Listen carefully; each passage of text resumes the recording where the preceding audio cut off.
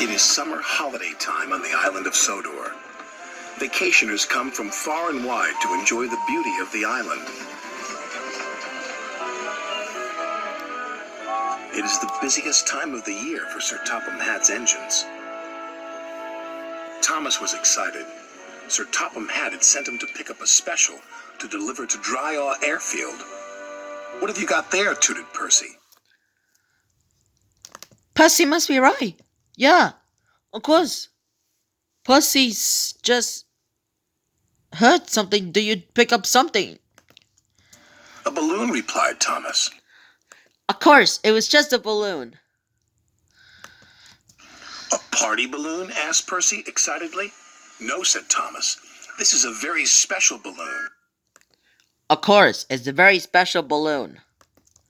And he chuffed away.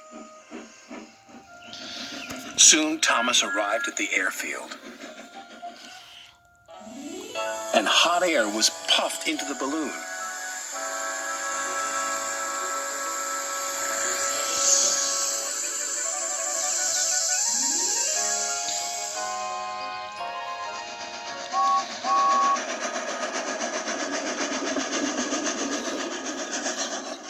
"What is that?"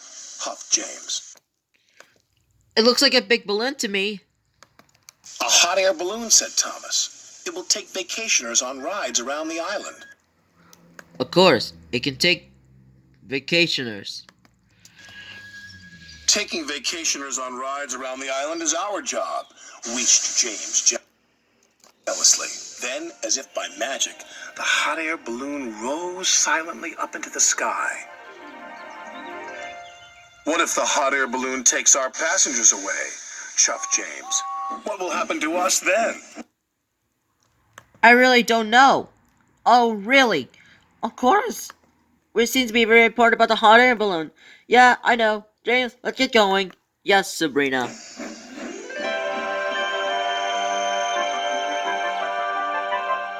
This made Thomas worry. Suddenly, he wasn't so excited about the balloon. The balloon could be seen by everyone on the island of Sodor. Duck gazed at it for so long, he ran into the back of Stepney.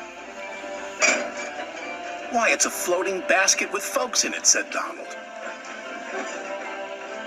"Whatever will they dream up next?" said Douglas. Look at that. Of course. I know. It was just a hot air balloon. Of course. It's just a hot air balloon. Thomas had delivered on time.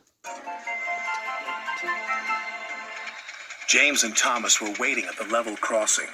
They were still worried about the hot air balloon. "If it takes our passengers away," chuffed Thomas, "there'll be no use for us engines." Of course. There'll be no train service on Sodor. Of course. They'll... I know, but it'll take our passengers away. You'll agree, Ferb? Of course it'll take our passengers away. "Passengers should travel on trains," huffed James, "not in silly balloons." They're not silly balloons. They're hot air balloons. I don't care.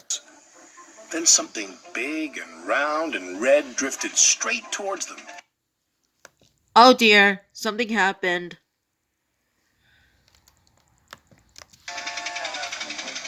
"We're out of hot air!" shouted a voice. "Ah!" cried James. "What's happening?" Come on, guys. We better jump out of his cab. I know. Let's do it. Crash, bang, wallop went the balloon and landed right on top of James. He was so scared, he let out a huge burst of steam, which blew the balloon up again. The balloon rose into the air once more.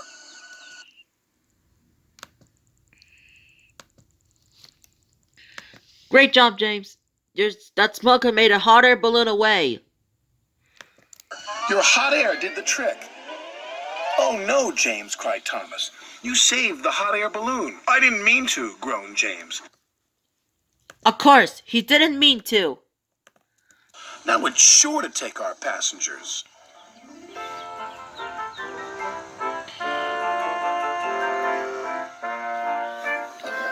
Wherever James went, He could see the balloon carrying vacationers across the island. He felt he should be taking those passengers. Rails are better than hot air any day. James arrived back at the station. There were lots of people on the platform. Sir Topham Hatt was waiting too. Well done, James. Of course, James. You made it on time. But now the passengers will ride in the hot air balloon. Of course, they will take our passengers away. Sir Topham Hatt laughed. You're right, James, he said. But they will need a ride home in a train. Of course, and you and the other agents always deserves Hogwarts medal. James was delighted. Sir Topham Hatt was right. The engines were busier than ever, taking vacationers to and from the airfield. Whenever James sees the red balloon, he whistles and toots. And sometimes when he's asleep at night, James dreams he can fly too, just like the red balloon.